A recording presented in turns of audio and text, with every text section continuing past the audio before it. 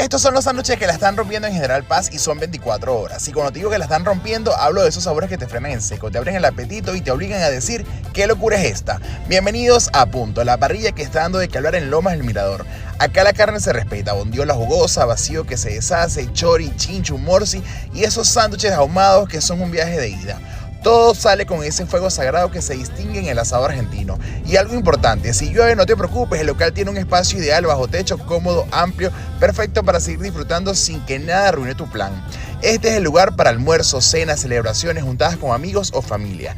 Acá se come bien, se comparte y te atienden como si estuvieras en casa. Si buscas carne de primera, sabor auténtico y ambiente que te invita a quedarte, llegaste a punto justo. Vive la experiencia a punto, buena comida, buena onda y la fiesta de sabor en cada mordida. Si necesitas más información, en la descripción de este video te dejo datos, precios y demás.